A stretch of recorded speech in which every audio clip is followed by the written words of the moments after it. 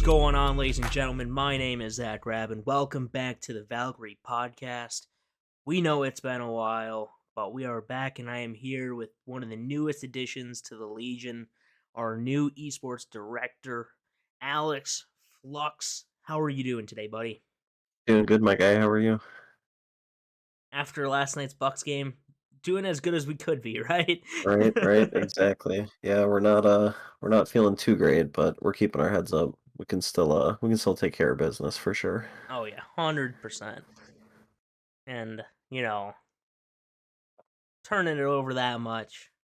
Yeah, it doesn't Yeah, help. it doesn't Yeah. help, but it also, since we only lost by a couple points, it's also like, dude, we fucking got this. Like, let's be honest. Well, exactly. And I mean, you have to take into account that we had two major injuries during the game. Yeah, You lose Bobby Portis and Chris Middleton. It's that hard to come that's out of a hole without that those two guys. that hurts the offense and the defense quite a bit. It does, So, exactly. for those listening today, at least I have the Warriors Nuggets game on the other side. But Likewise. so if all of a sudden we're seeing something awesome happen on our other screens, There may be some additional commentary. there may be some additional commentary to this game Right. right now. Yep.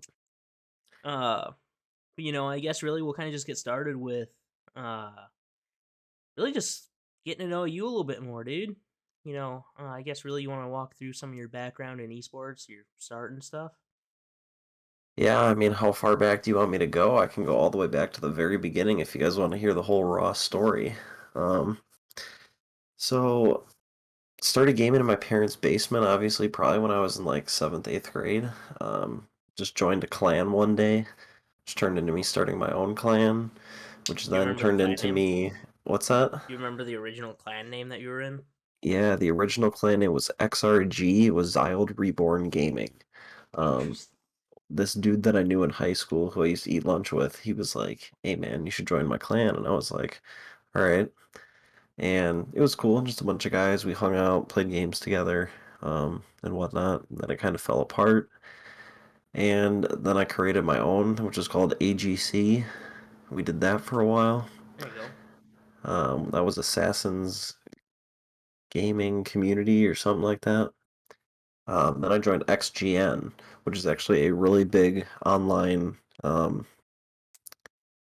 I don't know what you want to call it. I guess like community of gamers, maybe. Yeah. They had a number of really good teams that used to compete in Call of Duty specifically. Um, but I joined them for a while and then competed, traveled to some local events for a while, and then I really just started to get more interested in the admin side of organizations and how they operate, how they do their day-to-day operations. So I just decided to look into different admin positions, and I joined Justice Pro as a writer and like esports director, and then started going to different tournaments. Um, and then after that is when I got into managing Call of Duty teams, and the rest is pretty much history, just managing Call of Duty teams, and then took a break for a couple years, and here I am now. And here you are. You know, Yep. uh, looking through your resume when you first reached out, I was like, oh shit, this dude's legit as fuck. Like, you've I had used some. to go pretty hard for You went a hard in the very paint. significant period of time. Yeah, from traveling to events every couple of months. When I managed Call of Duty teams during Infinite Warfare, I did manage one team at Call of Duty Champs, which was pretty awesome. We were in the Amway Center where the Orlando Magic play, Yeah. so our warm-up stations were inside their locker room. So it was a pretty cool experience, but yeah, man, esports has always been a fun place. You get to meet really cool people and get to do some great things. So I'm definitely excited to be on board and get to work. Yes, sir. You know, like a lot of people here at Valkyrie, at least, a lot of us have started in the Call of Duty scene, right? I Right? competed, went to some locals. I played in Gears as well, so like that's where I saw most of my like quote unquote success with some Okay. players at like locals and some of the Microsoft store events and stuff. Sure. But like Call of Duty is always was always my love and joy. You know, Same uh, here. I don't know how I play this game every night still. well, especially Vanguard. Like, dude, I Yeah, uninstalled that man. shit real quick. It's rough out here. And after this next one that they're releasing, they're not going to be releasing one for 2 years. So, Bro, I'm so happy for that. You know, all I got to say is the game that comes out this fall, it better be pretty fucking good because if we got to play this game for 2 years, it's got to be at least halfway decent and have people that are going to be working and putting significant hours in the background on the developer side to fix things. So, well, yeah, we'll see. that's what you get when you have multi-year cycle releases. Because I don't know, like I remember going back and playing Ghosts when it first dropped, and honestly, I was not a fan. Right when Ghost first dropped, it felt kind of clunky. It didn't feel super great. You get towards the end of the cycle, and even after, it was a fairly solid game in my opinion. Right? And that's the same thing you see with a lot of titles. Is you're playing some of these games, and especially Call of Duty, right? You're playing a lot of these games, and all of a sudden, boom, like you're like, dude, this game is so shit. Next title drops, they drop a couple updates in there after the new game's already dropped, and you're like, dude, this game feels so good for some reason. Right. So it's like now you're looking at it, it's like the games that they're gonna be releasing on that multi-year cycle are gonna be a lot cleaner. Like, Exactly. and then there's gonna be more time to fix some of those things. And you could probably see it come in terms of I know the scene isn't doing super great right now, but Well, I mean, Siege, like, I think the scene is in an okay place. I think the scene is just really fed up with a lot of the things that Activision did that was unacceptable. I mean, obviously, from one, all the stuff that they were doing behind the scenes with the whole assault allegations and stuff, that was pretty serious. So, trying to represent that brand and, play that game and, for content creators and for, professional athletes that compete in Call of Duty, I mean, it's a bad look for them. And on top of that, the developers weren't fixing problems with the games. So now that right, Microsoft bought them out, I really hope things are going to change because Microsoft has a name to live up to and a reputation to live up to. So we'll see if they do things better, and I sure hope they do. exactly. And it's like, I look at the table and it's like, okay, we have Siege as a like I was kind of going into saying, it was like, both scenes are not in a great place right now. But you can see how a company like Xbox could take Activision Blizzard and reform how and retool kind of how they like going about things Hmm. and take up the Siege model, make it season based, right? You have it kind of Right? right now to where with the battle pass and stuff like that, it's season 1, season 2, season 3, but prolong those seasons a little bit and make those major changes that need to be done during at the beginning of each of those seasons. And Hmm. then you'll see during the Call of Duty League, at least, in my opinion, this is how it should be.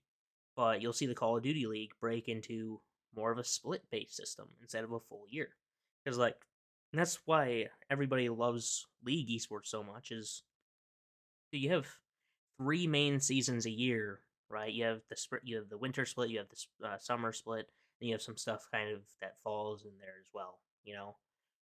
Really, it's just spring and summer, but there's still splits, right? There's multiple seasons per year, and the way that they format their esport is so clean and clean cut with everything. Like, I remember earlier this year, right before the season dropped, right, the Call of Duty League was teasing the Minnesota LAN and saying, "Hey, this event's gonna be held by Minnesota, by the Rocket," Right. Yep. and they didn't even have a venue picked out. Right. Like, It's how poor is that? management. Exactly, it's poor management. And what? Right now they have a dude that ran the 2K League running Call of Duty esports, if I remember right. That's possible. And from how the management standpoint, it looks completely plausible. So, like, I don't get I mean, if it's not, I mean, if it's not broken, you don't need to fix it, I guess. But let the it's let it's like broken as well. yeah, it's broken. And it's like you can't take and if you're Activision Blizzard, you can't take a look at the 2K League and be like, "Yo, dude, that's popping off. That's doing Right. great numbers right now." Cuz I was watching, they had two games going on the other day and there was only 15,000 people in stream. Hmm. I was like, nah, dude, that's not it. Like, This is not it. Yeah, Call of Duty can be a premier top title in esports, especially in North America, it and needs the correct management. needs the correct management. It needs to listen to the ownership groups that own the teams, right? You need to get rid Yep. of some of these teams, or at least replace ownership in some of these teams, like the fuckers that run the Paris Legion. Like, Hmm. being blunt, you can't have a $25 million plus franchise, one of what, two in Well, Europe, and that's what's right? fucking crazy to me. How much is a buy-in spot to get into the league? The Does initial anybody one know? was the initial minimum was what, $25 million, That's and then ridiculous. That is absolutely absurd. yep. Okay, listen to this. I gotta pull it up on my computer right now because this is gonna piss me off. Call of Duty League tournament prize pool 2022.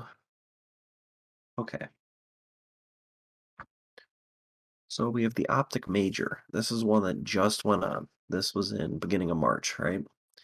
Yeah. The team, the team that took first place. Okay, listen to this. How many majors are there per year? Do we know? 4 or 5, I think. 4 or 5. Okay, let's say there's 5, right? Not including champs, because champs is obviously bigger. Hmm. Optic won the event. They took first place. Guess how much they won? It was 30,000. 200,000. Yeah. You paid how much to be in the league? Well, think about it. 25 million, It's and your 25. prize pool for being the best team and winning a major tournament is 200,000? And then on top of that, it's the league does minimal, from my understanding of it, They right? don't do shit. They don't do shit in terms of assisting teams with the management of them. They kind of They leave do it all nothing in the to, communities. They do absolutely nothing. But here's what doesn't make sense to me. You have teams that say, hey, we're the Seattle Surge, yet their entire team is located in Texas. and that's part And, of the well, problem is a why are running we stuff called online. Seattle? What association do they have with Seattle other than their team name is Seattle? Well, There's none. so There's zip. there's very minimal. Like, you'll take a look at Dallas, obviously they're there. Take a look at Atlanta FaZe. They do prominent stuff in the Atlanta area most of the time. You look at some of the branding and stuff like that, and they do stuff in their local communities. But the main issue with the regionalized based branding is, hey, if a team moves, you're kind of fucked. Like Chicago Right. leaving the Huntsman, then turning into Chicago Optic, and then Chicago not having a team right now is Mm-hmm. kind of fucked. But at that same time, right, like when, from my understanding of the timeline, you looked, Activision Blizzard looked at the Overwatch model and said, dude, regional based franchising is popping off for Overwatch. It's doing fairly solid. And, they let some time move on. They didn't do anything about it. They didn't force, they started formulating the stuff for the league. Overwatch obviously went downhill fairly quickly, Mm-hmm. and Activision Blizzard just kind of said, fuck it, dude. We have the model already built. We're not going to change it. Right. Because, like, you look at it, it's like they easily could have gone to again, a lot of people are not going to understand this because I know League of Legends is like the biggest esport in the world, like top three, Counter Strike, League, Dota. Yeah. But like, you look at League of Legends, like, you have each team can brand their own way. They have their own stuff. 100 Thieves is 100 Thieves. It's not LA Thieves, right? They Right. each have their own team branding and stuff like that that the normal organization runs, and they play in one place. They have an arena for it, right? And Right. they do all this stuff around. That's Okay, why that's why I don't understand any of this branding. It doesn't make sense. and I think COVID put a big hit into it too, since they had to take a lot of the plan, kind of scrap it in terms of That is true. majors, locals, sending teams around all the places and stuff like that. But at that same time, like, you saw that already happening before COVID with the Overwatch League.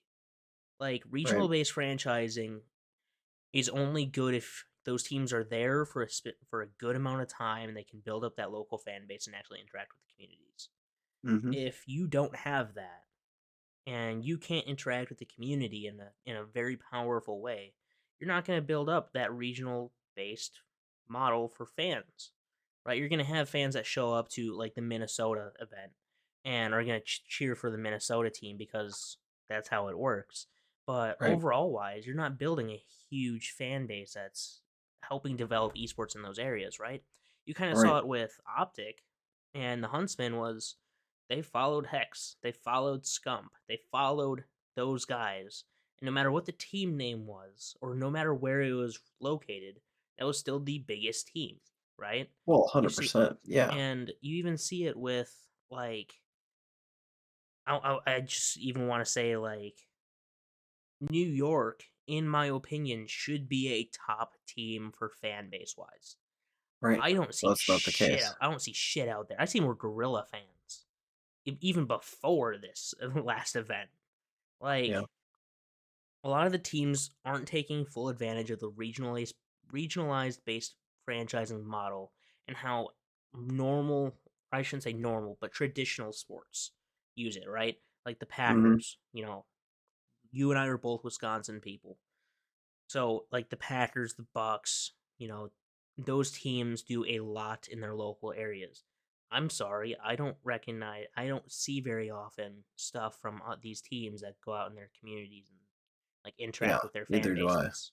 Yeah. So Neither do I. like other than some of the content pieces here and there and like the That's about it. majors, but like even then the content pieces are very filtered out.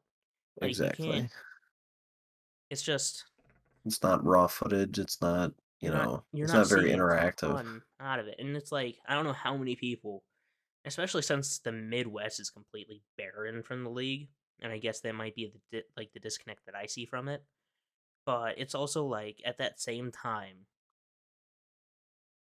It would be huge for the Midwest to get a Call of Duty team.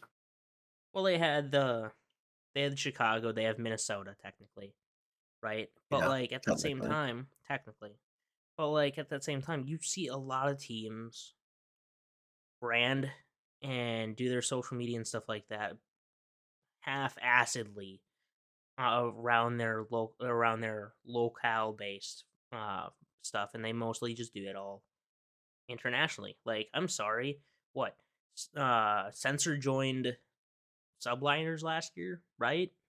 If I Yep. remember right, Yep. his intro video was what, him on a jet ski, right? Hmm. And like I'm sorry, that's not super New Yorky. No. No. They Like should have had him at a Yankees game or something. at him at a Yankees game or walking out of the subway, right? Or, Right. looking in Times Square, doing the cool, like, you see like, when people are first going to New York, they're doing all those fun, like, touristy things, Tourism things, exactly. showcasing what makes those cities great and stuff. Like, why not do that?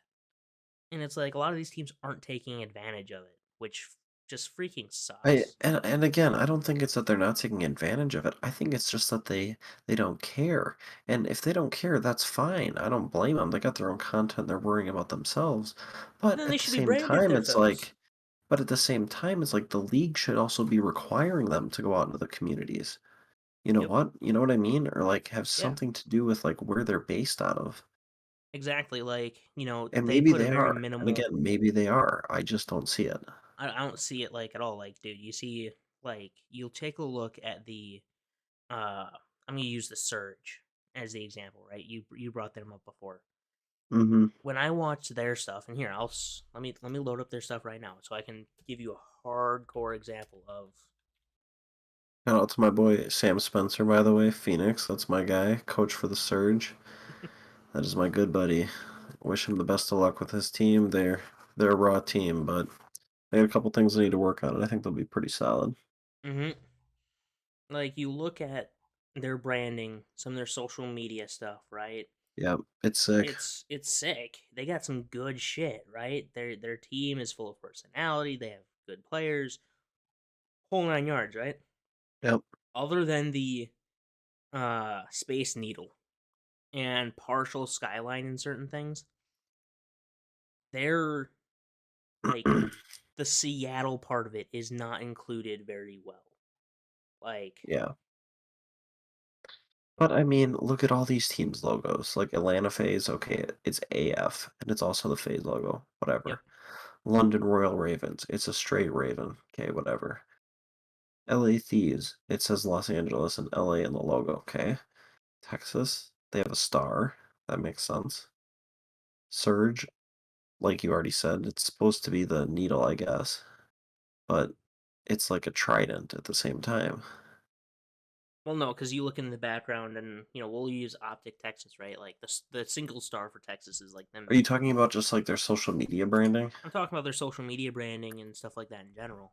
Because like Yeah, Optic, because they're local, like they're placed in Texas, they have a little bit more, especially in person, their own personalized content that's more focused right, on like them out in the community and stuff.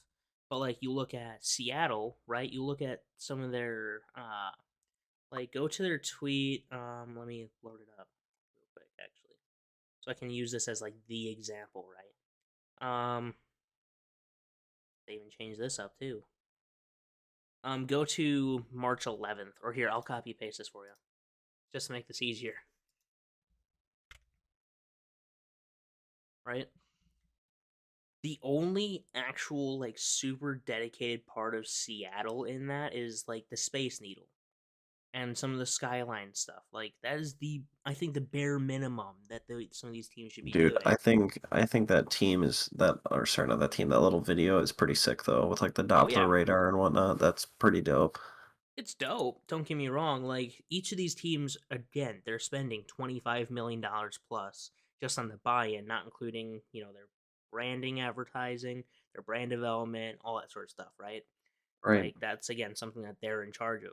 But like obviously the graphics and stuff are going to be clean for most of these teams. Obviously Paris is the outlier because it's Paris, and that's a whole nother shit show in itself. But like you look at some of this stuff and they don't spend a ton on the outside of their own events right. Which is showing sad. off the stuff, which is sad. Like obviously the Seattle jerseys have the skyline on there, but if you're not a big Seattle fan Hmm. and you people just referred to it as Surge, you'd be like, what the fuck is that skyline? Right. Yeah. Like, and you don't see a ton of them going out into their communities and talking with and building that community stuff on Well, the individual team basis. Instead, you'll see it a lot from the organization side of it, right? right, LA right. Thieves, 100 Thieves, you see a bunch of shit out in LA from them because they're all out there, right? Yep. They do lots of Optic, events and things. So does Optic. Optic. Optic has Envy, and all of that stuff is Texas based, right? But you don't see a ton of stuff from LG, who owns a good portion of the Surge, Right, doing a ton of stuff in the Seattle area. And right. it's like some of this stuff should be honestly probably common sense. It should be mandatory, is what I'm saying. The league should require it, Yeah, the league should require it if it's going to be. or the league should sponsor it at least. League should sponsor it. They should be doing a lot more on the league side of it. But it's also at the same time you look at it, it's like No, at some exactly. point they Fuck just that. Fuck that. The organization should not have to pay for shit. The league should be donating money and putting on these events, and the team should be required to show up to these and do things within the community. yep. If it's Team $25 million buy-in and you're only winning $200,000 at an event, where the hell is all this other money going? I understand you got to pay for Godzilla, venues, you got to pay for Godzilla and venues and shit like blah that. blah blah No, the and teams set cover that. up, but like, The teams cover that. That's not do even the they? league. The teams run all their shit. Because think about it, even Okay, with the Minnesota event, the Rocker had were the people that came out and said, "Hey, we have not confirmed a venue for this event yet, so we are not 100% sure if this is going to happen or not." right. And it's They were like, gonna have to relocate it. yeah, they may have had to have relocated it, and and that's not even including COVID. That's just the league and the communication base and stuff like that not being How as poor it is. stable as there. Exactly. And it's like, obvious in my opinion, you shouldn't have gone with the regional ace franchising model the second that Overwatch started falling apart. I agree. Like, you looked at Overwatch and you saw the Overwatch League, and it was doing well for a while there when Overwatch was a super popular game. And it still Hmm. has a good cult following, but like, dude, like that team, that scene has fallen off.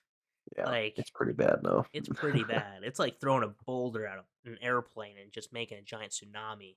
It really is. Like, Yep. it's It's like just it's dead.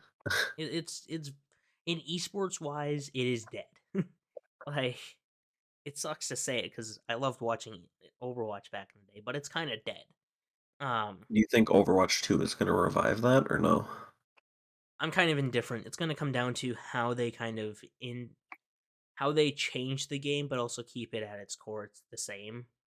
So it's From an esports perspective, from an esports perspective, competitive wise? competitive wise, it's well, even then, the player base is not what it used to be, and they have to bring in a lot of new talent into the scene for it to even make a difference, and a lot of Well, and I new think depending on players. how much money is in it and how popular it becomes, it could be big, Well, but yeah, it could be, it but they have to depends on how develop that receptive first. it is.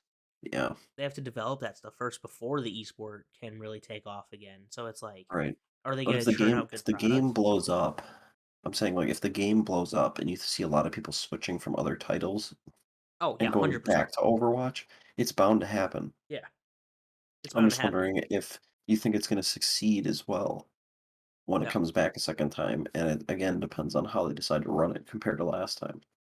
I don't think it's gonna. I think there would have to be a lot of fundamental changes to how Xbox changes the Overwatch scene, Right? and how it's there's got to be a lot of fundamental changes to that scene for it to officially come back, which sucks because it's a decent scene and could have some good longevity to it. But What sucks right now is trying to grow esports when you have some titles like Counter-Strike, for example, has to be played on PC. Call of Duty is now PC. League of Legends is now PC. Like everything either competitive wise needs to either switch to computers or we need to have cross platforms for the other games that are able to. You know what I mean? That's like well, one of the only ways you're going to be able to grow the sport. Not even necessarily the esport, but just grow the following base, yes, cross-plat is important, but it's also how they implement cross-plat. Like Call of Duty flopped on that, not having an anti-cheat.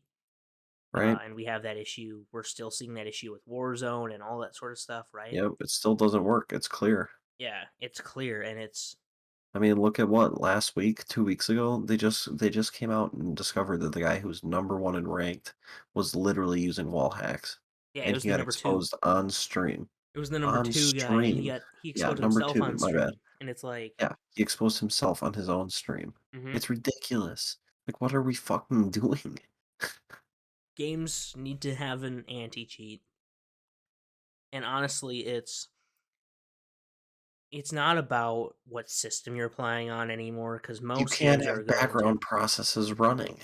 It's as simple as that. It has to be something that you have to accept as a policy on your computer, Hmm. and that's the end of it.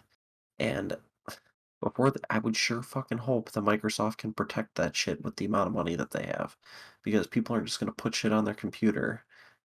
You know what I mean? Yeah, But I like don't know. They gotta figure something out, in general, growing esports, and I know you and I have not had a whole ton of these conversations, so right?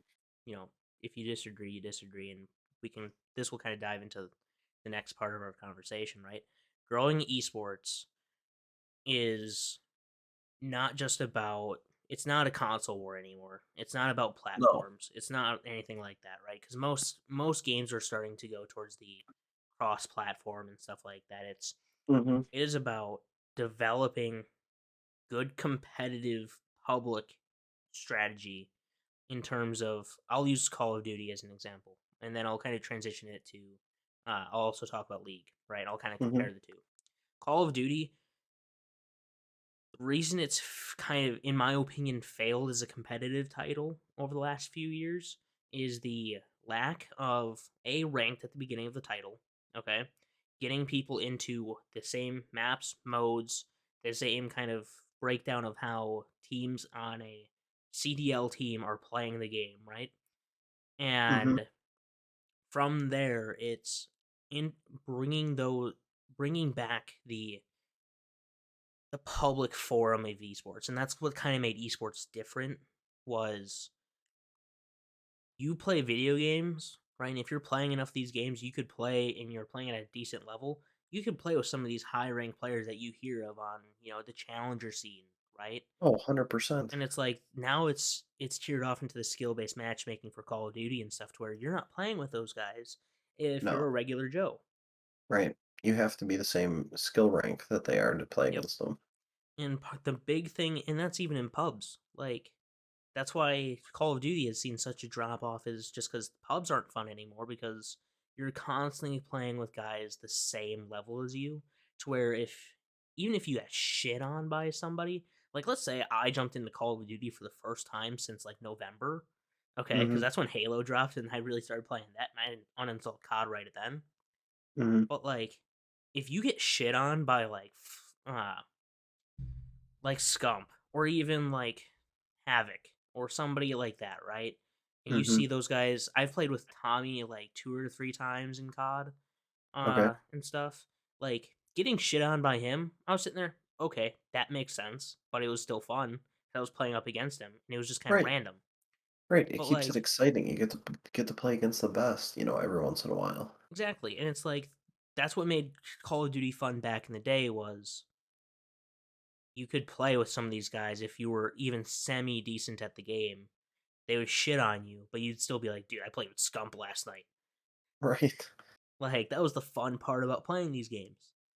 And then it's kind of with League, you know, a lot of their game and a lot of the updates and stuff like that are based around the competitive splits.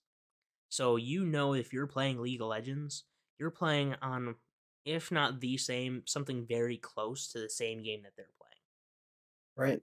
So like, but for us, for Call of Duty, you're not seeing that. And for Siege and stuff, you're not seeing that. And for a Right. lot of these first person titles, they're playing on different patches and stuff like that than the general public is. And that's why Gears failed as an esport now. That's why Call of Duty's not doing good. That's why Overwatch kind of failed, is because they're not playing at the core of the game the same thing. Exactly. To where Yep. if you want to develop North American esports, it's you need to truly bring esports into the light, make it a big public forum, and not just market it towards esports and gamers and stuff, but market it towards the general public. And at that same time, if you're a gamer and stuff, and you're like, dude, I just want to play video games and chillax and stuff at the end of the day, but you still want to play up against some of the best, but you don't want to be sweating your ass off every night if you're jumping on the game, Well, exactly. You just want to relax sometimes and just vibe right? out and just play the game. Like, I'll be honest, I suck at League of Legends. I am pretty fucking terrible. But I jump on that game because I know it's like I can sit there and watch like League, the LCS and stuff. I'm like, yo, dude, that was dope as fuck. Like, Right. how And they you can kind of have play fun that with and it. shit. And you can kind of see that and be like, yo, dude, did you see this? If you're playing with some buds that watch it too, and while you're playing, you can be like, yo, dude, that 100 Thieves versus Cloud9 match fun and stuff. But you don't see that in Call of Duty, because if you're a casual Call of Duty fan or even a casual Halo fan, right? You're not seeing the same connect in those scenes. No, you're not. There's a complete disconnect. Yeah. So it's like you have the developers and those running the competitive platforms need to pander to the general public in terms of, and pander to the developers on, guys, we need to make this game relatable for everybody. Right. Not just tune certain parts of it for competitive and then certain parts of it for for casual, right?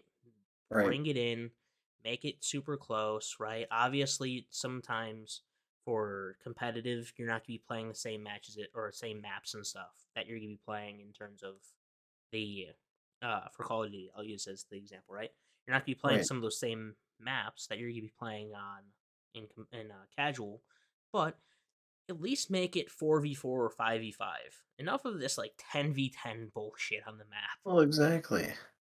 Like, Yeah.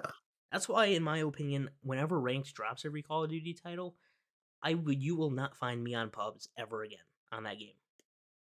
Like, I mean, I play pubs a lot just because I find it fun just talking shit to other random people. But at the same time, I get what you're saying. it, It drives me insane. it hurts my brain how some of these develop and some of these companies and stuff just accept it. It's like that's why esports is still growing drastically in North America, and it's Hmm. in worldwide too. Um, but at that same time, there's a disconnect in a lot of circles in terms of what esports really is. Like, dude, I saw you saw a few years ago this dude put out a compilation video of like news people reacting to esports stuff, right? Yeah. And all these people were laughing about it and stuff like that. Yeah, like it's Even so back then, stupid. Yeah. it's so dumb. I don't see how my kids can do this. Blah blah blah. I was sitting there on the drive to work the other day, and do you listen to 103.7 at all? Kiss FM from I Milwaukee. do. Yes, sometimes I do. I listen to them. Riggs and Alley. They're funny people sometimes. Yep. Sometimes they can cringe, but that's that's its own thing. But like Riggs was talking about, dude. Also, my wife wants to play video games with me, man, and Allie kind of just talks about, dude. My kids love watching these games, and I don't understand it, but I get it. And it's like you're having that kind of the connection starting to get there, but like you're still seeing a lot of people being like, dude, I don't understand why people find this stuff Yeah. enjoyable. Yeah. And And that's the it's like problem, is that's that the there's not a problem. lot of support for it It's when some people are so just like irreceptive to like hearing and learning more about it. Exactly, and it would help, especially for us. We're Midwest, so like we see a lot of disconnect in terms of esports and stuff. Um, in our areas, in my opinion, Hmm. because we have there's one esports or a gaming. I don't want to say arena because that's its own thing, but like Hmm. gaming lounge sort of thing in our area. There's a few of them up in Green Bay. There's one down by me. There's a couple down in Milwaukee, Yeah. right? But like you go to those, and I had a meeting at one of them before they opened. All right, and this Hmm. was probably a year and a half ago ish. I was like, "Hey, dude, this is kind of what I was thinking about. This is what we're doing," and they just kind of looked at me like, "Dude, blank out in space." And they're like, "Well, yeah, we want to be able to do host some events and stuff like that. We just don't know where to start." And I kind of told them, I was like, "Dude, this is kind of how you start it." And they just kind of sat there blankly staring off into space, half-assedly paying attention to it. Really? Yeah, dude, it was ridiculous because I was sitting there. It's like, yo, dude, I wanted to set up this meeting because I wanted to host an event at this venue shortly after they opened. I wanted to be an official partner with them. I was like, dude, I can get a good amount of people to see this brand on Right. stream and stuff on a consistent basis because we stream all of our Counter Strike stuff. Sometimes you can get a few hundred people in there, and even then, it's on all our graphics. It's on. We do sponsored posts from time to time and stuff like that. And they just looked at me like, I don't know how that actually works. That's And when I told them crazy. how it actually worked, they just kind of sat there and was like, no, that's not how it works. I'm like, What? cool. You're focusing very locally, and that's what you should be doing as a local venue. But don't you also? And I even straight up asked them, I was like, so are you guys ever thinking, or say this does work out, are you guys looking to expand this past just this area, X Right. area? And they were like, obviously. I'm like, okay, but you need brand recognition then. You need people to recognize this brand. You need people to know, dude, these people turn out good product. Their place is Right. fun to be at. Right. If you don't have that, I'm sorry, you're fucked. And it's It's like, ridiculous. These people are just like they just think it's a joke. They think it's just so simple, and it's not. no, it takes time, it takes energy, and it takes dedication and a ton of time to be an Exactly. It's esports so team. many levels. It's so many levels.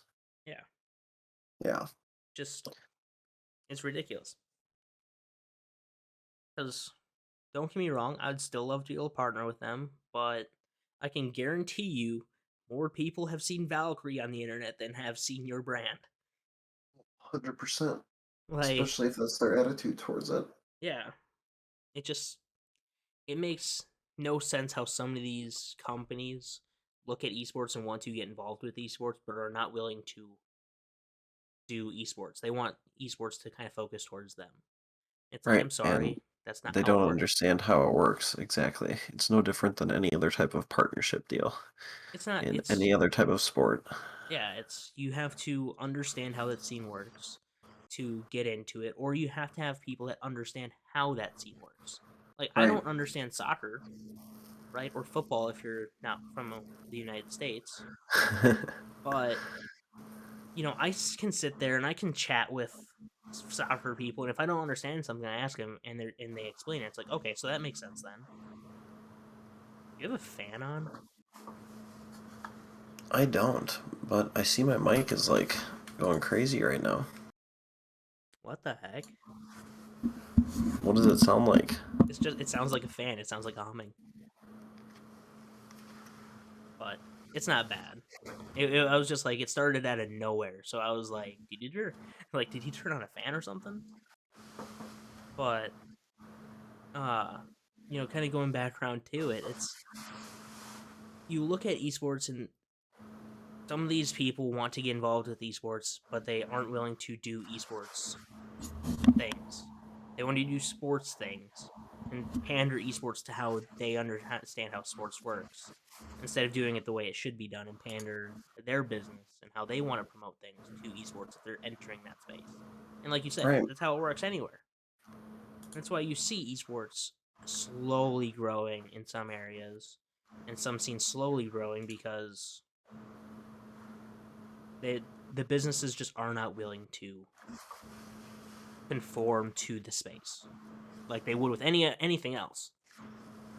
Right. They're just not willing to adapt and adjust to the needs of the esports community. And, again, it comes back down to like, if you want to understand more about us, you got to be willing to learn. Like, this is a gray space for us as well. It's not like we have it all figured out either. So, Yep.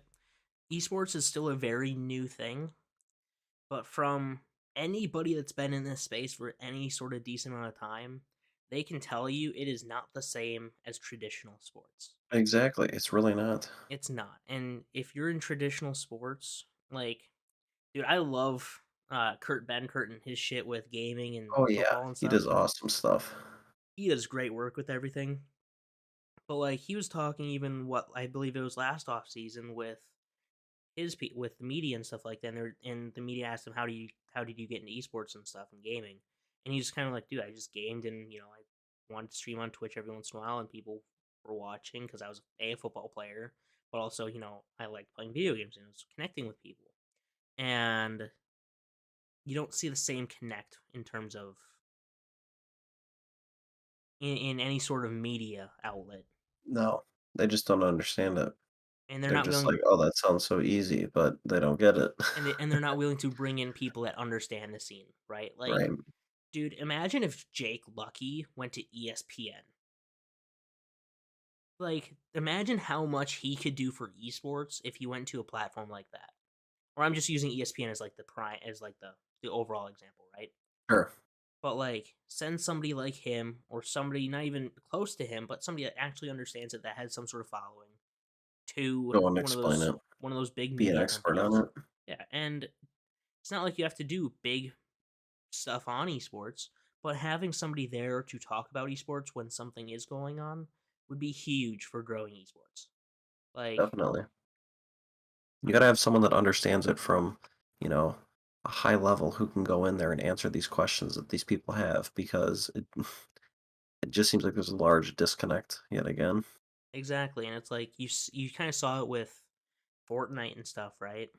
Exactly. Where obviously when Booga won the big event, the $3 million and stuff like that, he was a big thing, and but you saw all these media outlets have nobody on that knows esports and have They no just trash gaming it. background and stuff, and they're just trashing it, and not under, and they just just trashing it and being like, dude, how do you earn $3 million from this? It's the same way that athletes win tournaments and shit like that too. Mm-hmm. Like, it's supply and demand, and that's ultimately what Exactly. business comes down to at its core. And it's Yep. supply and demand, and how your supply of competitive and from an organization side, Your the content, teams, the content, whole nine yards, how you build out that organization is extremely important in terms of your branding, and how people see you. exactly and how people understand you. Yep, So obviously, esports has space to grow in terms of how people understand it, but that kind of comes down to the same as getting out in the community that we were talking with the Call of Duty scene.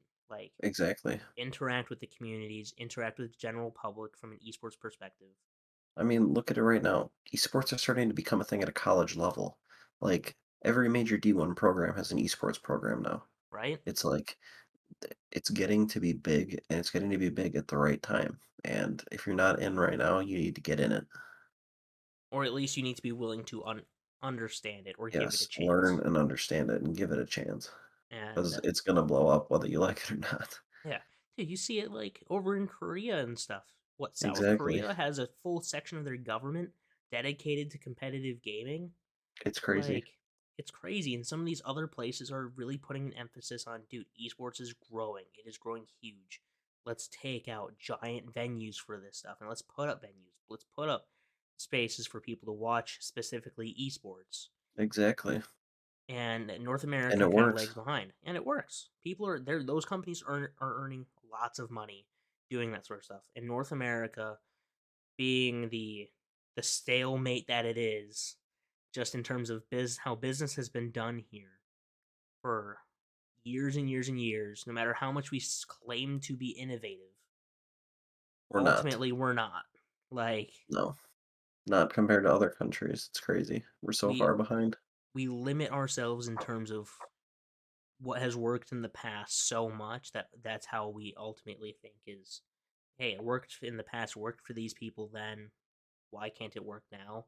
It's Yep. like now you see again, this is, I'm going to get political for a solid like 3 seconds here, and then we're going to be done talking about this. So I feel like you and I could go on for a long ass time about this, Oh, we right? could go on forever and ever. We can go on forever and ever and ever.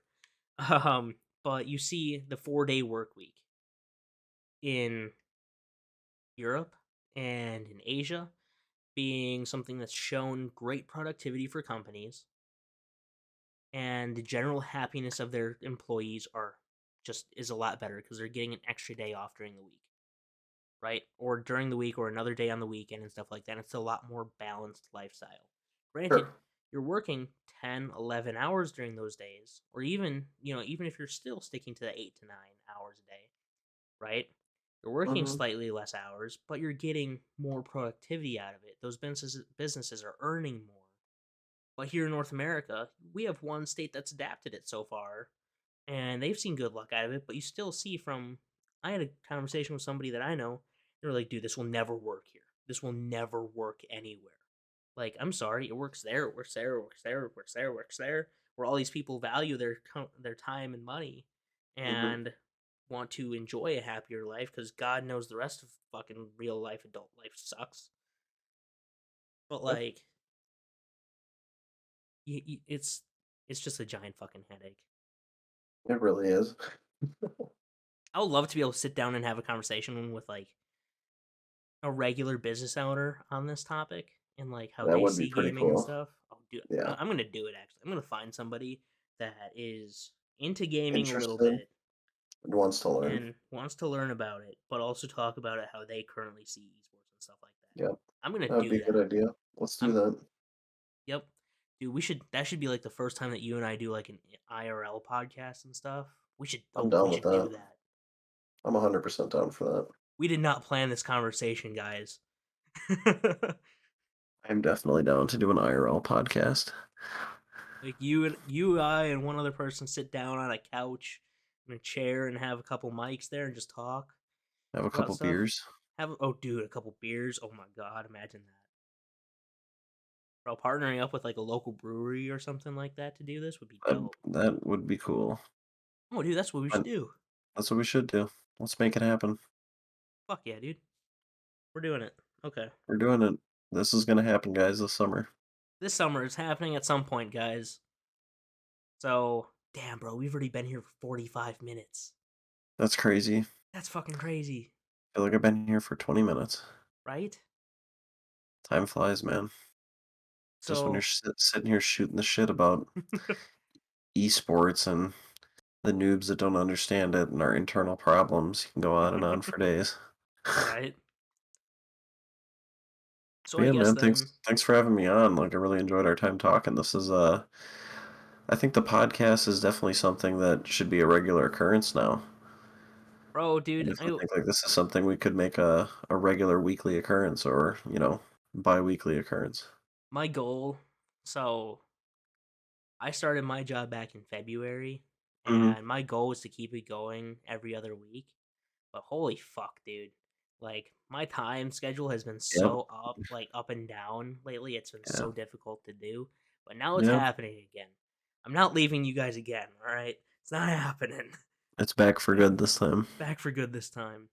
That and all the other content and fun things that we got going on, and then this summer with everything esports wise that Alex and I and Mitch and Nate are going to be getting into.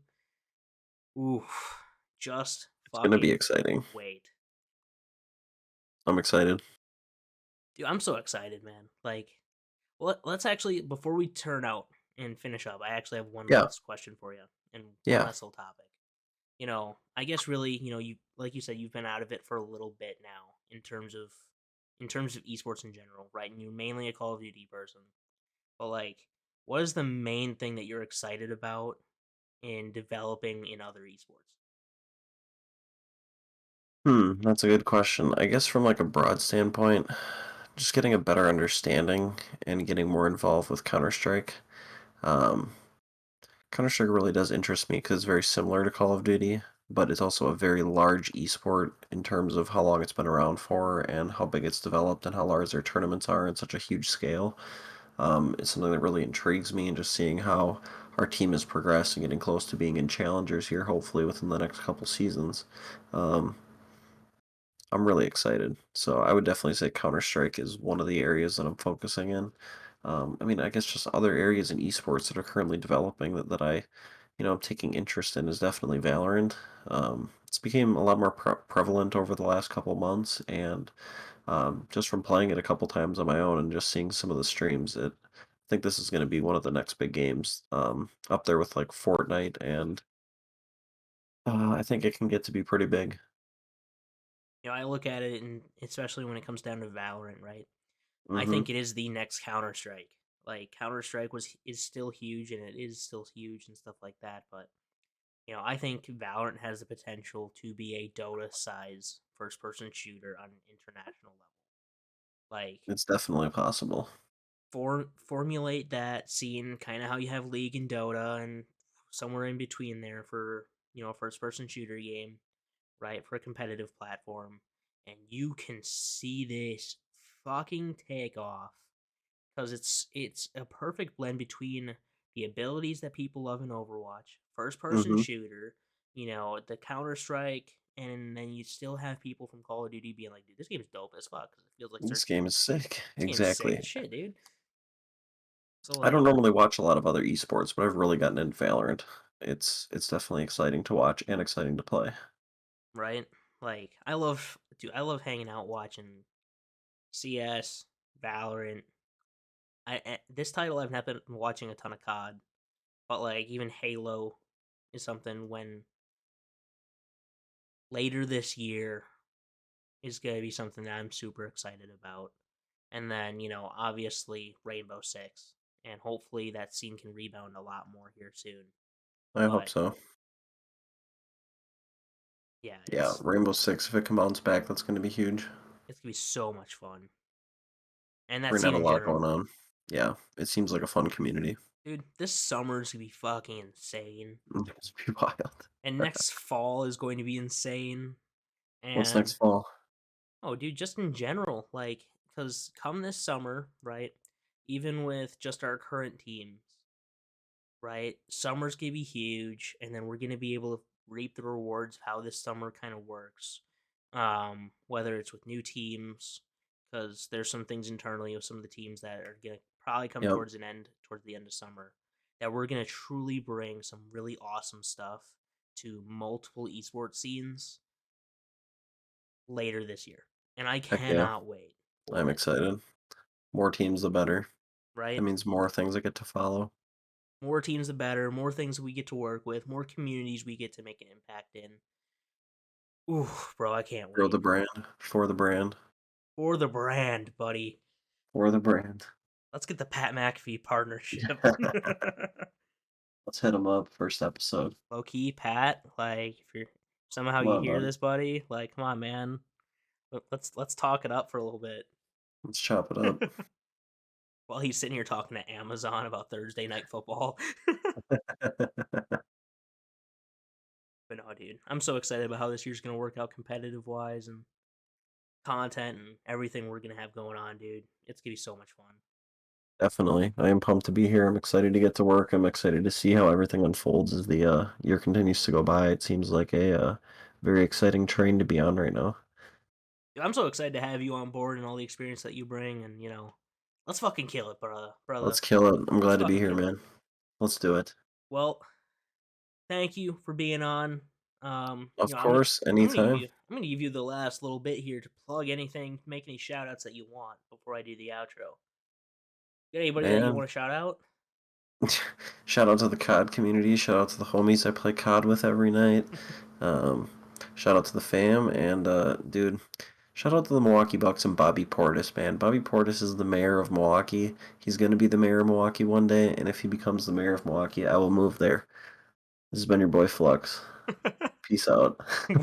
You and I will get a place down in Milwaukee just for Bobby Porter's sake. That's for Bobby Portis. Or we'll do Door County after AJ Dillon resigns. Yes, sir. Go get wine drunk with him. Yes, sir. All right. Well, that is it for today, ladies and gentlemen. I just want to say thank you to Alex for being on the show, and we'll be back Yes, again here sir. soon, talking more esports, talking more content, talking about gaming and life in general. Shout out to GamerSups. Use code Valkyrie for 10% off their products. They're amazing. I Use code Valkyrie, guys. use code Valkyrie. It is nuts. It is so good, and it is so good for you compared to some of these other companies. And dude, I've been We sipping on won't this name one those other companies. for copyright reasons. We will not name these other companies. But you know who we're talking about. Yep. Wink, wink, wink. Hashtag G word. Not allowed in the Valkyrie Discord. You will get yelled at from the bot if you join the Valkyrie Discord and use the G word. Dang. Yeah, dude, I Got set it that on up. I was. lockdown. Shout out But to Acquire also, man. yeah, dude, dude, I'm wearing one of their shirts right now. Like, I got I got the some things in my shopping cart I'm about to purchase here next week. right. Like, I'm getting one of those jackets here soon. But like, shout out to Mike and the boys over at Acquire. Make sure you use code Valkyrie for 5% off your purchase over there. And buy some of their normal stuff, man. Their shit's fire. If you haven't scrolled through theirs yet, Dude, it's good quality stuff. it's Guys, good. I've been in esports now for a little over 10 years, and I'll tell you that a lot of the jerseys that I've had with different teams and organizations over the years have been from Acquire. They're a great company and they have high quality stuff, like for real. Shout out to my boy Mike. Let's just give a round of applause for Mike real quick. That dude's a Dude, Mike's G, the right? homie. Mike is the homie. I could text Mike right now and he'd be like, "What's up?" Dude, I love hitting Mike up. Dude, I love some of the shit that he He's can such a talk. good guy. He's such a good guy, and he's so much fun just to interact with. I haven't had that much fun interacting with a merchandise We company get owner. we you know what we got to do? We got to get Mike on a podcast. That'd be fun. Bro, that'd be dope as fuck. Mike He's a seems like busy just a ass dude, but vibey yeah, we'll guy. do it. He does. But we could easily get him for like a 30-minute podcast, I think. Yeah, definitely. We're gonna Coming hit this you up, Mike. summer. It's coming, Yeah, Mike. yeah, You it's coming, better accept Mike. our offer, man. We're gonna get Mike and Chad from GamerSups. We'll get Dude, those that'd be two. sick. That's Have a be fucking partner awesome. podcast. Let's do it. Let's do it, dude. Let's do it like a round table, like the Optic did with. I'm down. Let's do it. Yep. Okay. Well, that's the end of the podcast. Good night, everybody. Good day wherever you are. Have a good one. Thanks for Good night, listening. everyone. Make Bucks sure and to six. follow Bucks and Six. Bye.